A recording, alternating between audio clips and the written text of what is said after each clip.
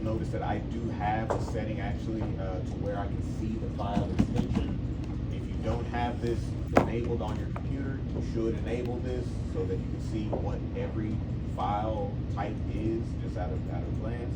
The way we can do that is within the Windows Explorer. If we're in Windows, everybody's in Windows. Anybody's on that. We're going to hit these three dots over here. This is going to give me other options, and I'm going to go to options. And let's see, under View, the View tab under Folder Options.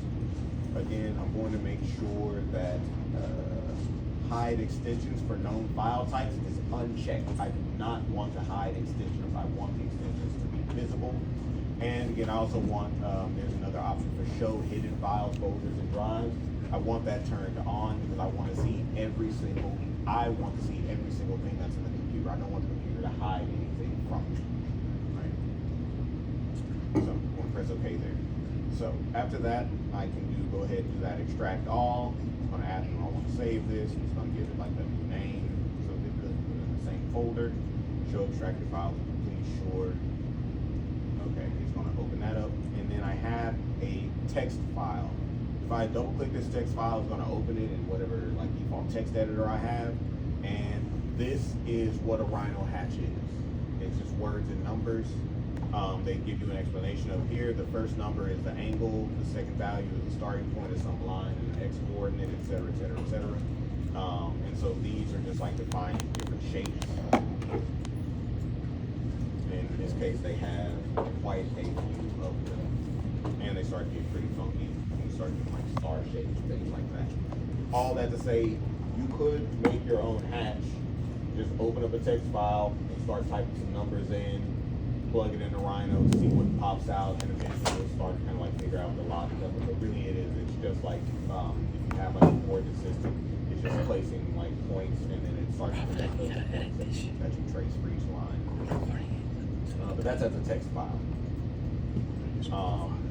But we don't want it to be a text file. So again, all we need to do is I'm going to go and when I'm renaming the file, instead of renaming the file itself, I'm going to rename the file type or that extension. So instead of txt, I'm just going to replace that with pat, right, to change it to a pattern. I'm going to press enter, and then it's going to ask me, if you change the file extension, the file may become unusable. Are you sure you want to change it? In this case, yes, I am, because I know that it is asking for a pattern file. So I'm just going to press yes, and it just changes that. The icon changes from whatever little text pad was to this little FX pattern thing. Right, I think it's just Microsoft's default pattern icon, whatever. But now that is something I can go into Rhino and use. So in Rhino, after I have that pattern file, I'm going to go to Options, and at the top under Document Properties, one of the options is Hatch. Right, so I'm going to go to my hatches, and this is just where I have a list of every hatch that exists so that Rhino currently can reference or can add to my shapes. Right, and there's only 8 of them. Right, if I want to add hatches, I'm going to import some. So at the bottom, there's this button to import. I'm going to click that, and from there, we're going to have this stuff saved. Yeah. I'm going to go into there, and I'm going to select that hatch pattern file. Press open, and then it brings up this window. These are all the hatches that it's going to add for me. So some of these already existed, like this grid one was already in there, the squares was already there, some of these other ones were already in there, that's fine. But it does give me a lot of new ones as well. I like got some flowers. Right? I can only imagine what the numbers look like with these flowers. Right, a lot of difference. I'm gonna press OK. And again, it's asking me that as I'm importing, some of these already exist. So I'm just going to say yes to replace them because you know, I'm just putting these in. And now I have a much longer list of hatches. All right, so by show of hands, do we have hatches? Do we have hatches in Rhino? Were we able to find that website from a Neo? Yes, not like a JSON stuff. Couldn't find the file itself. Like, so remember to Google and say Rhino hatches, right?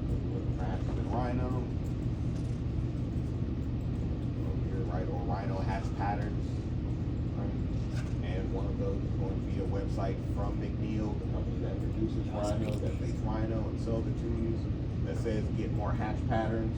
Right? This is from the forum. Right? If you click that, there's somebody asking, hey, where can I get more hatch patterns from 10 years ago? And somebody responding 10 years ago. Here's a link with some hatch patterns. We're going to follow that link.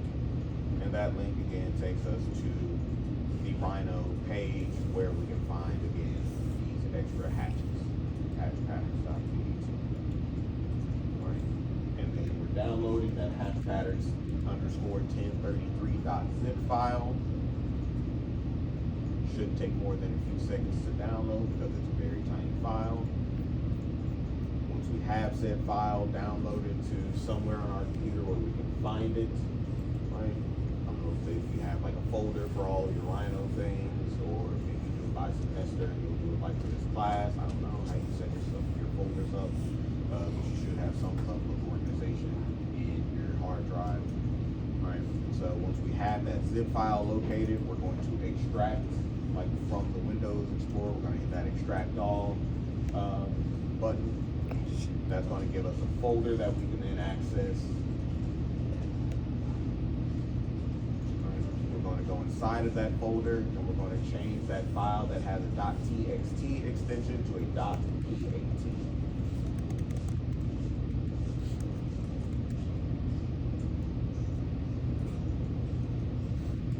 And it really should just be back. Then from there, in Rhino, we're going to options, we're going to our hatch options, and we're importing that new pattern file. All right, so from there, I'm going to go ahead and make a box. I'm going to need it. I want to start adding hatches to these things. So I'm going to go ahead and go back over there. I can't remember the name of these specifically, but our Rhino tab and Grasshopper, the drafting on the ribbon. We have the model hatch is the big component that has all this stuff on it. So we need that one. I need the query model hatch patterns, right? So I can ask Rhino which hatches it has referenced. And that is, yes, it's already reading. So right now, yeah, I have 182 different hatches to pick from now instead of the 8 that we had before. So this gives us what, 174 hatches.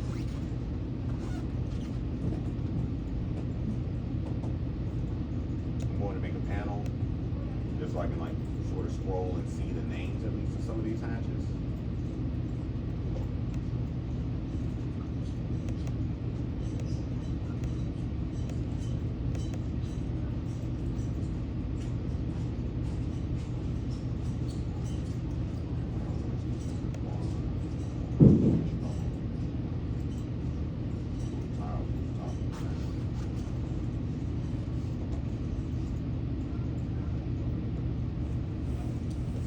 For the hatches or the query hatch, I'm going to use another one of those list items again, right? Because this allows me to select a specific hatch by just putting in one of these index numbers. So the list is going to be from the hatches.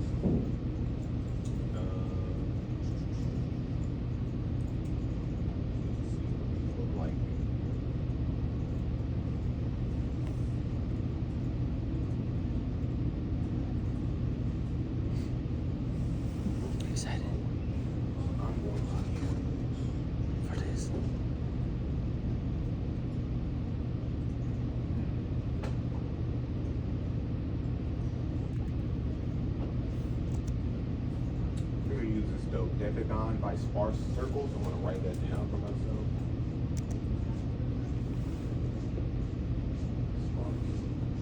Just so I can find it at first again and get its index number. It's like we can see somebody that I like. I like it.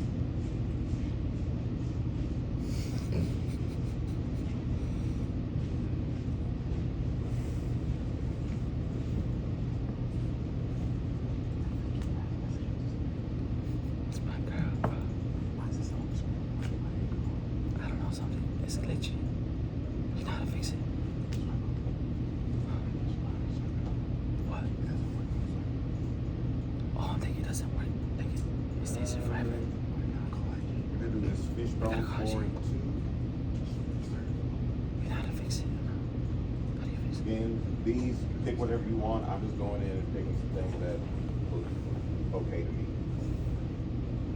And I'm picking out 3 of them because I'm using 3 different points, and I'm going to apply a hatch to each of those different ISO discs, so then they can like overlay them. So instead of it just being these red shapes that are on top of each other, we'll have the hatches that are on top of one another overlapping. And source cable.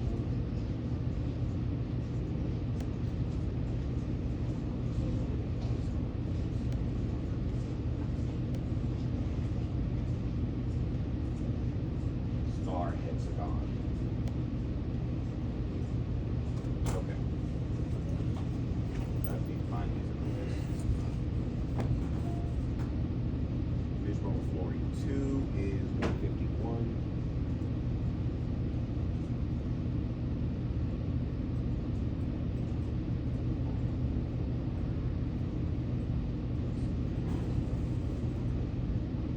Star hexagon is 66. And the decagon by sparse circles, that is 164. Yep, that one is 64. So the numbers I need 64, 66, and 151. If those are my numbers, your numbers can be whichever patches that you want to include. Alright, so I'm going to make another panel this time, and I'm going to double click to edit it, and I'm going to type in those numbers: 64, press enter, 66, press enter, 151. Right? Now, these are all just reading as like, this is called like a string. It's not actually reading them as like items in a list. It's just reading it as like plain text. To change this and to make the panels look like the other one where it has like sort of like rows on it, I just right click on the panel and there's this option of multi-line data. I want to uncheck that, right? So instead of having it multi-line where it's like I gotta have a paragraph that continues to skip to the next line, now every single line is a different entry into a list instead, right? That I can plug into the index for my list item.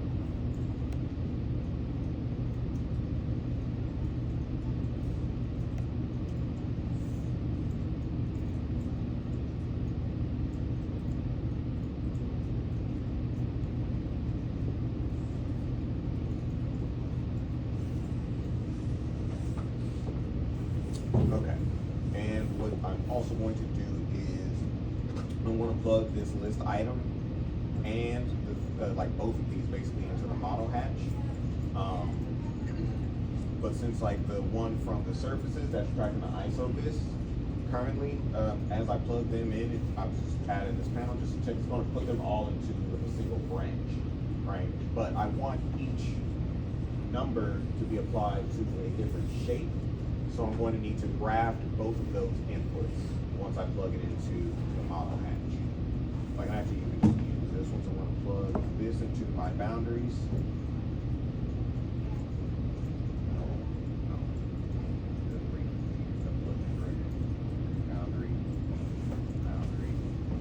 Boundary.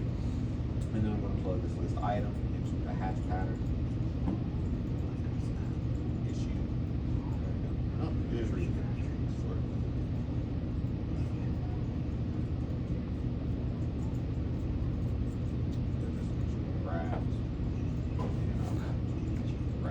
He's now.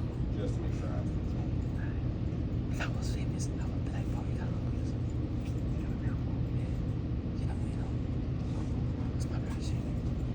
So, no, not you. It's fucking. He's Mexican. It's like chill.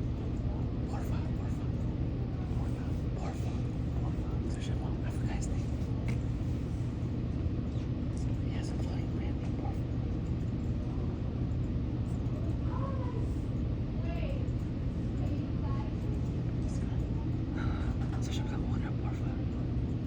yeah. Get the graphic worked out. Sansi.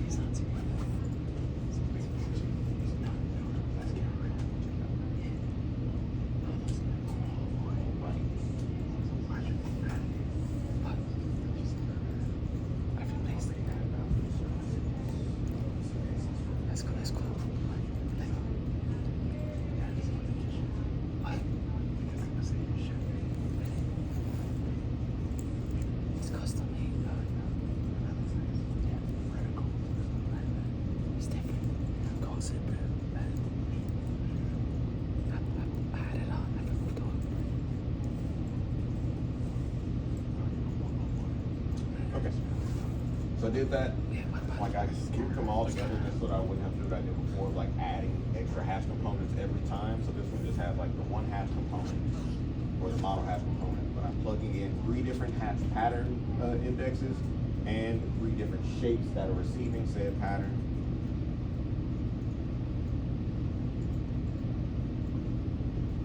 On the output, however, I'm flattening that list back so that then I can select them out individually with the list item if I need to. Alright, so I'm like flattening, grafting, coming back and forth. Sometimes I want them as individual objects, sometimes I want them as a full list that then I can choose from easily.